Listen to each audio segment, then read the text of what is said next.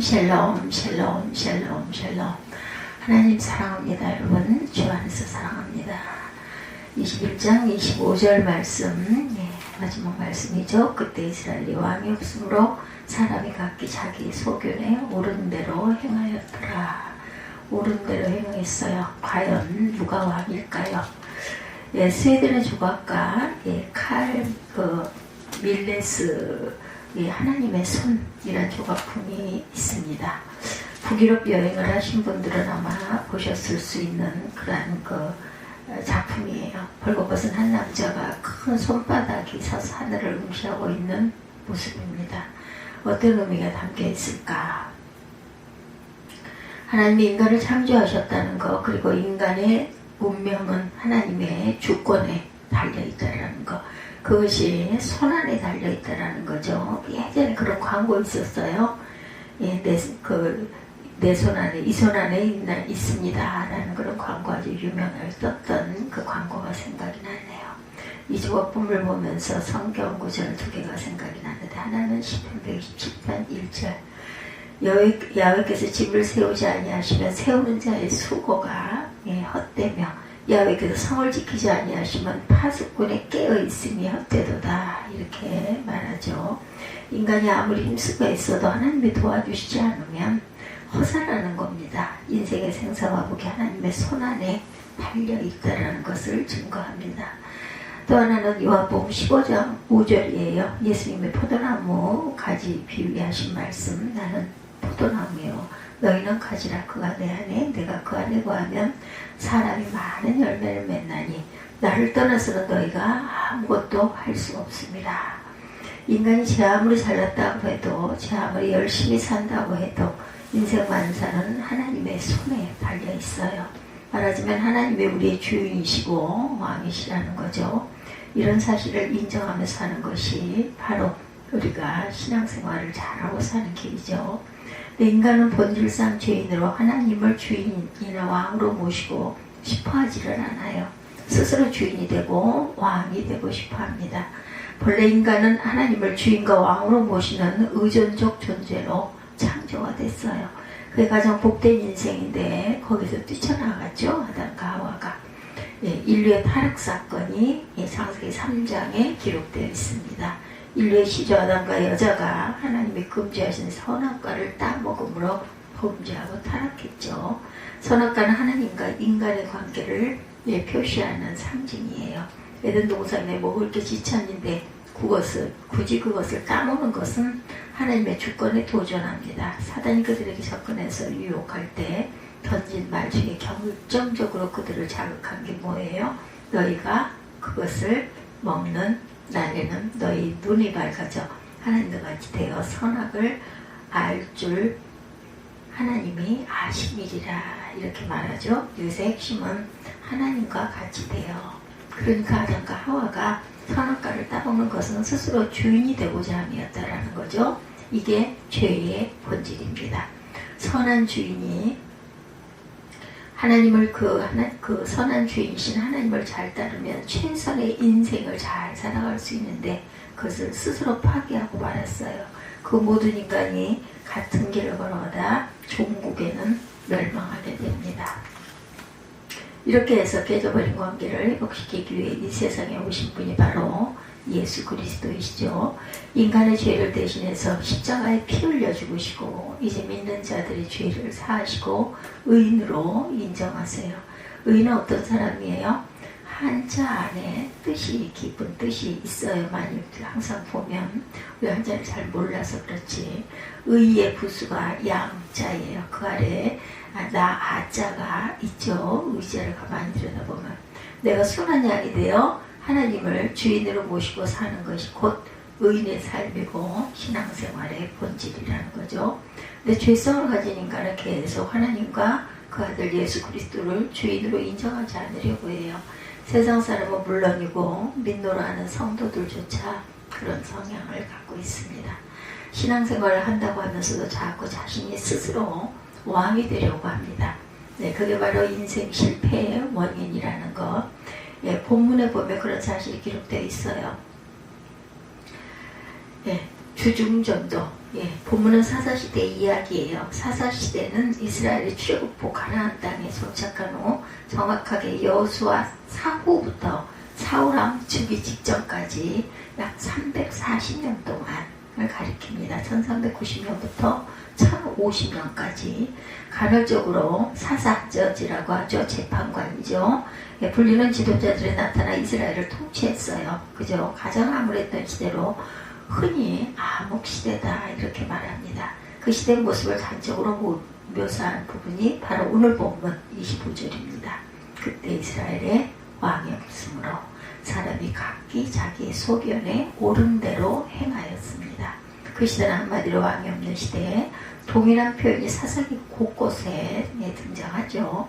17장 6절, 18장 1절, 19장 1절 이 구절을 사사기 마지막 구절인 동시에 사사기 전체의 주제이기도 하고 결론입니다. 여기서 왕이 없다는 것은 무슨 뜻일까요? 단순히 왕의 제도가 아직 없었다는 뜻이 아니죠. 사실 왕이 없었어도 하나님의 왕으로 그들을 다스리셨어요. 사사를 세운 것도 그런 의미였습니다. 하나님의 사사를 통해 이스라엘을 통치하신 거죠. 그렇다면 이 구절에서 왕이 없다는 것은 무슨 뜻일까? 하반절에 답이 나와 있죠. 사람이 각기 자기의 소견에 옳은 대로 행하였더라. 제멋대로 살았다는 말인데 말하자면 자기 자신이 왕이 되었다는 내 맘대로 하고자 했다는 거예요. 스스로 결정하고 스스로 행동하고 스스로 모든 것을 다 했다는 것. 그런데 길은 인생의 운명은 누가? 하나님이 쥐고 계세요. 아무리 몸부림을 쳐도 결국은 그렇게 될 것을 길을 쓰는 거죠. 그러니까 주인과 종, 왕과 백성이 바뀐 거예요. 주종이 바뀌죠. 주객전도라는 말처럼 주종전도, 주인과 종이 바뀐 것이 되고 말았어요. 그래서 모든 게 엉망진창 혼돈의 시대가 된 것입니다. 하나님을 왕으로 모시지 않으니까 영적인 무정부 상태가 됐어요. 그 시대 사람들은 거리낌 없이 자기 마음대로 살았다고 합니다. 자기 마음은 결국 무엇일까요? 죄성이고 욕심이에요. 우리 마음 안에 있는 것들은. 결국 도덕적으로도 타락하고 모든 사람이 뒤죽박죽 엉망진창이 되고 그것을 인정하는 것이 바로 신본주의입니다. 다른 말로 하면 하나님 절대주권신앙, 하나님을 주인으로 왕으로 모시는 신앙, 이런 신앙이 결여되면 어떻게 돼요? 결국은 주종전도라는 말을 속에서는 정말 그렇게 사는 거예요. 바뀐 거죠. 이처럼 내가 주인이 되고 왕으로 살아가면 어떻게 될까? 나 자신이 내 자신의 지혜에 의지해요. 결국은 본인이 다 정리하고 다 해결하고 끌고 가야 되니까 내 마음과 내 뜻대로 살아가는 것. 그러다 실패하고 망가지면 그때야 울고 몰고 아무리 후회해도 소용이 없죠.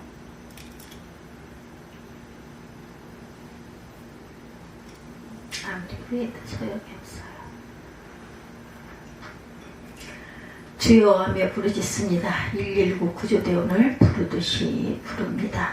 하나님은 119 구조대원이 아니세요. 물론 우리가 실패의 자리에서, 죄악의 자리에서, 고통의 자리에서 부르짖으면 도와주시죠. 자비로운 분이시니까. 하지만 항상 이런 식으로 신앙생활을 하면 안 되겠죠. 계속 그런 식이면 그게 바로 주종전도가 된다라는 것. 우리가 하나님과 예수를 왕이나 주님을 부른다면 왕이나 주님으로 존중하며 살아야 되는데 그렇지 않고 그저 급할 때만 찾는다면 주님은 결국은 외면을 하시겠죠. 과연 누가 주인인가? 이렇게 주종전도 현상이 되니 자꾸 넘어지고 실패하고 인생이 고달파집니다. 이런 예를 생각해 보면 초보 운전자가 서툰 운전 솜씨로 달리다가 사고가 나면 그때서야 견인차를 불러서 망가진 차를 정비 공장으로 옮기죠. 수리를 해주면 다시 끌고 나가 사고 내고 또 끌고 가고 악순환의 반복이죠. 얼마 못 가 폐차하게 됩니다. 이 정도라면 차라리 능숙한 운전자에게 부탁하고 옆에 타고 가는 게 제일 안전하죠. 우리 인생에 평생 초보 운전, 우리 모두가 다 그런 사람들. 왜냐하면 아무리 오래 살아도 앞으로 남은 인생은 낯설고 처음 가는 길이에요. 똑같은 길을 갈 수가 없습니다. 도로에서 자동차를 운전하는 것은 능숙하게 훈련돼서 마음껏 운전을 합니다. 그러나 인생만큼은 하나님께 운전대를 맡기셔야 합니다.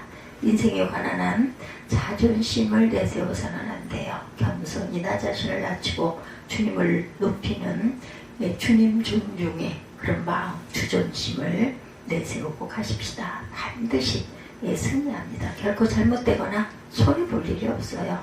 많은 사람들이 자기 자신의 자존심이 상하면 난리를 치면서 하나님의 주존심을 상하게 하는 일을 아주 쉽게 합니다. 그러면 구체적으로 하나님 절대 주권 신앙은 어떻게 실천하면 될 것인가? 왕이신 하나님의 말씀에 순종해야 되겠죠? 네. 인간은 자기 마음대로 스스로 산다고 하지만 사실은 죄의 유혹에 끌려다녀요. 그리고 배후에는 누가 사단이 있다는 것. 인간이 그래요. 하나님을 거부하고 자기 마음대로 살면 잘 될 것 같은데 그렇지 않습니다. 실패하고 마침내 멸망한다. 잠언 14장 12절이죠. 어떤 길은 사람이 보기에 바르나 필경은 사망의 길이니라. 예, 누구도 예외는 없습니다. 운동장에 그물 그을 때 주전자에 물을 담아 조금씩 뿌리며 그물 긋죠. 열심히 하는데 나중에 보면 엉망이에요. 이유는 기준을 잡지 않으면 그렇게 된다는 것. 반대편 축구골이나 철봉 같은 것을 기준으로 잡고 계속 보면서 물을 뿌리면 반듯하게 금이 그어지죠. 기준이 이렇게 중요합니다. 인생의 기준은 하나님이지 나 자신이 아니라는 것. 제멋대로 살면 방황하고 인생을 망치게 됩니다.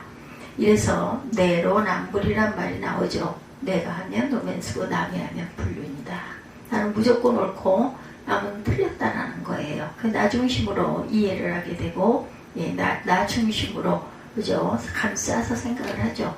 자기 자신이 마치 절대 기준인 것처럼 착각을 하는 것입니다. 그러니까 인생이 왜곡되고 세상이 혼돈으로 가득 차게 되고 그러다 보면 내 마음에 불만만 자꾸 쌓여가죠. 그리고 불신앙, 아예 불신앙이지만 불신앙 가운데서도 아주 좋지 않은 생각을 자꾸 하게 됩니다. 야고보는 이렇게 증거하죠. 1장 15절에 욕심이 잉태한 즉 죄를 낳고 죄가 장성한 즉 사망을 낳느니라. 자기 자신의 욕심대로 살다 보면 삶이 무질서와 혼돈에 빠지고 결국 멸망하게 되죠. 사사시대가 바로 그런 사람들로 가득 찬 시대였다. 하나님을 주인으로 삼지 않고 제멋대로 살다가 실패하고 멸망한 시대. 그래서 사사기를 잘 읽어보면 일정한 패턴이 반복됨을 발견하게 됩니다. 악순환의 사이클이 계속되죠. 범죄하고 징계하고 회개하고 구원되고 재범죄 이렇게 계속 돌아가요. 360여 년간 계속해서 그렇게 돌고 사사가 12명, 13명이 나왔다 가고 나왔다 가고 이스라엘 백성이 하나님을 배반하고 범죄하고 하나님께서 이방 족속의 침략을 통해 징계하시죠. 징계로 고통스러워진 백성이 또 회개하고 그러면 하나님께서 또 사사를 세워서 구원하시고 평화가 오면 당분간 하나님을 따르는 것 같지만 얼마 후에는 또다시 배반하고 범죄합니다. 그럼 또다시 징계가 닥치죠. 계속 이렇게 돌아요. 악순환. 우리 인생이 왜 자꾸 혼돈에 빠질까? 우리 가정이, 우리 사업이나 직장이, 우리 사회와 나라가 왜 혼돈에 빠져서 헤맬까? 인간이 주인이 되려고 왕이 되려고 내가 최고가 되려고 설치기 때문이라 바로 인본주의입니다. 두 번째 하나님을 왕으로 모시는 신앙, 하나님 절대 주권의 신앙은 어떨까? 창조주 하나님은 오늘도 살아서 역사하시죠. 우리를 죄에서 구원하신 구원자 하나님은 오늘도 살아 역사합니다. 우리 개개인의 생사과복과 역사의 흥망성쇠를 통치하고 주관하세요. 그 죄의 종으로 사단의 종으로 살아가게 된다는 것. 우리는 십자가 대속을 믿고 죄사함을 받은 사람도 이제는 죄의 종이 아니라 주의 종으로 살아가야 합니다. 영적으로 중립은 없어요. 우리가 예수를 믿고 성도가 되었어도 적극적으로 주님의 뜻을 따라가지 않으면 자칫 죄의 종으로 살아갈 수가 있다. 그래서 바울이 갈라디아서 5장 16, 7절에 내가 이르노니 너희는 성령을 따라 행하라. 그러면 육체의 욕심을 이루지 아니하리라. 육체의 소욕은 성령을 거스르고 성령은 육체를 거스르나니 이 둘이 서로 대적함으로 너희가 원하는 것을 하지 못하게 하려 함이라. 이렇게 말씀합니다. 마음의 한쪽에는 성령의 소원, 하나님의 의로운 뜻에 있어요. 이끌리죠. 근데 반대쪽에는 육신의 욕심이 이끕니다. 이 둘이 서로 대치 상태. 그러므로 우리가 적극적으로 성령을 의지하지 않으면 하나님의 뜻대로 순종하고 살아가기가 어렵다. 베드로의 경우 보면 그가 신앙 고백을 잘해서 예수님의 칭찬을 들었죠. 마태복음 16장 16절이죠. 베드로가 기가 막힌 신앙 고백을 합니다. 예, 주는 그리스도시요 살아계신 하나님의 아들이시니이다. 예수님이 칭찬했는데 잠시 후 십자가 고난을 예고하니까 정색을 하며 상변을 하죠. 그리마옵소서. 말은 주여라고 하지만 마치 자기가 주인같이 행사를 하죠. 주님에게 이리나 저리나. 그래서 예수님이 책망하시죠. 사탄아 물러가라. 물론 베드로가 사탄이라는 것이 아니라 사탄에게 유혹을 받은 그에게 정신 좀 차려라. 이렇게 책망을 하죠. 우리도 베드로처럼 살 때가 많아요. 입술로는 주여 주여 하지만 실제로는 내가 주인 행세를 합니다. 내 생각대로 내 판단대로 내 욕심대로 행동하면서 살아가요. 자꾸 시행착오를 일으키고 실패를 합니다. 진짜 신앙은 입술로 말하는 것만이 아니라 주님의 뜻대로 사는 것이죠. 예수님이 말씀하세요. 마태복음 7장 21절에 나더러 주여 주여 하는 자마다 다 천국에 들어갈 것이 아니요 다만 하늘에 계신 내 아버지의 뜻대로 행하는 자라야 들어가리라. 그러므로 저와 여러분이 정말 하나님을 주인으로 왕으로 모신다면 그 말씀대로 순종하며 살아가시기 바랍니다. 그럼 반드시 승리할 줄 믿습니다. 오늘 목사님의 이야기예요. 오래전의 일인데 밤중에 교회 사택에 도둑이 들었다고 그래요. 잠자던 이 목사님이 깜짝 놀라 일어납니다. 도둑이 칼로 위협하며 소리쳐요. 손들어! 벌벌 떨며 손을 들었더니 꼼짝 가지고 있어요. 가진 것 있는데 다 내놔. 있는 것을 다 내주었습니다. 돈은 없어? 헌금 걷었잖아. 그래서 목사가 헌금은 교인들이 맡아서 관리합니다. 도둑이 빈정거리며 말합니다. 제 수도문에 돈 좀 모아 놓으셔. 그러더니 서랍을 뒤져서 있는 대로 챙겨가지고 도망을 쳤어요. 도둑이 가는 목사는 무릎을 꿇은 채 회개하며 기도했다고 합니다. 제가 오늘 도둑이 시키는 대로 꼼짝 못하고 순종했습니다. 생각해보니 그동안 주님 말씀에 이렇게 순종했다면 주님이 얼마나 기뻐하셨을까, 얼마나 축복하셨을까요? 회개합니다. 이제 내 생각, 내 판단, 내 욕심 버리고 오직 주님 말씀에 순종하겠습니다. 그 목사는 그날 밤이 자신의 신앙 인생의 전환점이 되었다고 간증을 합니다. 예, 코로나19 때문에 참 어려움 우리가 많이 겪고 왔어요. 그죠? 예, 그런데도 또 우리가 지금 현실에 또 와보면 어디 멀리 있었던 이야기 같이 생각되지 않으세요? 예, 코로나라는 이름이 왕관 이런 이름이라는 거죠. 우리가 코로나 말을 듣는 것만큼 사람의 하나님의 말씀을 잘 듣고 지키고 순종했다면 얼마나 좋았을까요? 예, 예수님을 주님으로 모시고 말씀대로 온전히 순종하며 살아가는 저와 여러분들 되시기 바랍니다. 그랬을 때 주님께서 준비하고 계신 그런 얘기 있죠? 손에다 이렇게 들고 내밀고 있는데 와서 받아가지 않는다고. 풍성한 축복을 경험하는 저와 여러분이 되실 것이에요. 왕이신 하나님의 영광을 위해서 우리가 충성하십시다. 절대주권 신앙 실천을 위해 왕이신 하나님의 영광을 위해 살아가십시다. 예수를 믿으면 인생의 주인을 바꾸는 거예요. 옛사람은 내가 주인이었는데 실상은 죄와 사단이 내 인생의 주인이었어요. 내 욕심에 따라 이리저리 끌려다녔습니다. 이제 거듭난 새사람은 하나님이 주인이시죠. 그러므로 하나님께 내 인생을 맡겨드려야 돼. 로마서 6장 13절입니다.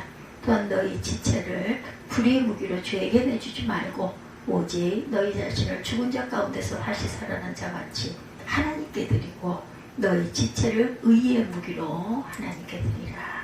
죄의 무기로 주었던 불의의 무기로 주었던 나 자신을 이제는 의의 무기로 하나님께 드려야 되겠죠. 무기는 도구라는 의미가 있어요. 옛사람처럼 죄의 내 인생을 바쳐가며 살던 불의의 도구, 죄의 도구라는 거죠. 그러나 새 사람으로 내 인생을 하나님께 바쳐가며 살면 하나님의 도구, 즉 의의 도구가 된다는 것. 더 나아가서 내 소유, 건강, 시간, 재능, 재물 등 하나님께 드려 하나님이 사용하시도록 하면 의의 도구로 변화가 된다. 내 인생의 주인은 주님이세요. 주라는 거는 주인이라는 뜻이죠. 주인님. 나는 종이고 청직이고 백성입니다. 주인의 영광을 위해 충성을 다하면 그때 기뻐하시고 칭찬하시고 축복하시죠. 당연히 마태복음 25장에 나오는 달란트 비유 여러분들 잘 아시죠? 주인이 멀리 여행을 떠나면서 종들에게 달란트를 맡겼어요. 5달란트, 2달란트, 1달란트 그렇게 맡겼는데 우레미에 돌아와 회개하는데 앞에 두 사람은 10달란트, 4달란트로 남기고 1달란트 받았던 자는 그대로 땅에 묻었다가 내놓죠. 1달란트 받았던 자는 책망을 받았는데 그것은 적어서가 아니라 최선을 다해 충성하지 않아서였다라는 거. 5달란트를 10달란트로 남긴 종과 2달란트를 4달란트로 남긴 종에게는 칭찬의 말을 합니다. 주인의 모습이 곧 하나님의 모습이죠. 마태복음 25장 21절 23절에 나오는 동일한 내용으로 한 글자도 안 틀려요. 그 주인이 이르되 잘하였도다. 착하고 충성된 종아 내가 작은 일에 충성하였으며 내가 많은 것으로 내게 맡기리니 내 주인의 즐거움에 참여할지어다. 우리는 모든 삶 속에 항상 청지기 의식을 갖고 살아야 돼요. 뭐 내 생명이 내 생명이 아니에요. 그죠?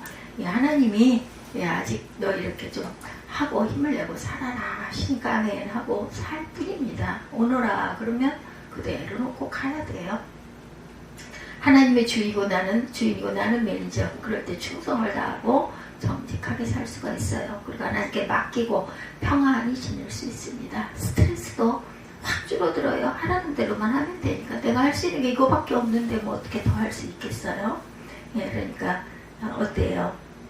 대표, CEO, 회장님에게 누구에게? CEO에게 맡기시기 바랍니다. 그러면 얼마든지 잘 할 수 있고 승리할 수 있다는 거. 뉴욕타임즈에 부고 기사가 난 적이 있었다고 그래. 아주 상세한 보도가 있었어요. 주인공은 재미교포 이희숙, 본명이 홍희숙이네요. 왜 이름이 성이 다른지 모르겠어요. 남가주 새누리교회에 계신 권사님이라고 해요. 그는 북창동 순두부 창업자이시라고 합니다. 솥뼈 육수에 김이 모락모락 나는 순두부 레시피로 유명한 그런 분인데 LA에서 창업해서 지금은 12개 도시, 13개 지점을 둔 프랜차이즈로 발전을 했다고 그러죠. NYT는 이를 가리켜 미국의 문화현상 중 하나가 됐다고 소개를 한다고 합니다. 한인 관광객의 필수 코스가 됐고 미국인들도 줄을 서서 기다렸다 먹는 맛집이 됐다고 그래요. 심지어 스포츠 스타나 영화 배우들도 자주 찾아오는 아주 유명한 명소가 되었다고 그러네요. 고인의 장남과 인터뷰를 했는데 이런 이야기를 풀어놓습니다. 이희숙 권사가 이민 초기 아이들을 데리고 교회에 갔다가 예배를 마치고 나오는데 아이들이 배고프다고 해서 어디 갈까 하다 마침 눈에 띄는 순두부집을 갔대요. 아이들이 얼마나 맛있게 먹는지 거기서 힌트를 얻었다고 합니다. 엄마가 문득 옛날 학창시절 친구 집에 북창동에서 두부 그 음식점을 했던 게 기억이 나서 북창동 이름을 따서 순두부 식당을 차린 것이고 아이들이 잠자는 동안 주방에서 양념 시험을 했다고 그러죠. 밥의 온도, 김치 색깔, 두부 양념의 염도까지 열심히 공부를 했대요. 손님을 주님 섬기듯 충성을 한 거죠. 그러자 하나님이 계속 축복을 하시고 그 축복을 나누는 일에도 또한 충성을 열심히 하신다고 합니다. 이렇게 어떻게 우리가 살아가는 모든 일, 구제와 선교에 열심히 애를 쓰고 이렇게 살아보니 하나님께서 얼마나 예뻤겠어요. 축복해 주시죠. 그래서 내가 사는 게 아니라 누가 하나님께서 내가 살도록 도와주신다는 것. 이런 모든 일들은 결국 하나님 말씀대로가 아니라 자기 소견대로 살았을 때 잘못된 길로 가게 된다는 것을 잊지 않는 저와 여러분이 되시기 바랍니다. 그래서 결국은 지멋대로 신앙이 돼서 절대로 안 되겠죠. 하나님 중심이 아니라 자기 중심, 내가 왕이다. 자기가 우상이 되어버린 사회가 바로 사사기의 시대였다는 것. 이런 인본주의 신앙은 신앙인 것 같으나 사실은 하나님 없는 신앙이라는 것. 인본주의, 인간 세계에 살아가는 저와 여러분들이 절대로 되지 않는 그러한 귀한 2024년이 되시기를 주님의 이름으로 축복합니다. 아름다운 이야기들 우리가 들을 때는 아이고 정말 잘됐네 하면서도 나는 왜 그게 그렇게 싫은지 그렇게 죽어도 싫다는 거 싫은 것 자체가 잘못 것을 깨달아서 하나님의 귀한 축복의 반열에 귀하게 입성하는 그러한 귀한 믿음의 가정들이 되시기를 주님의 이름으로 축복합니다.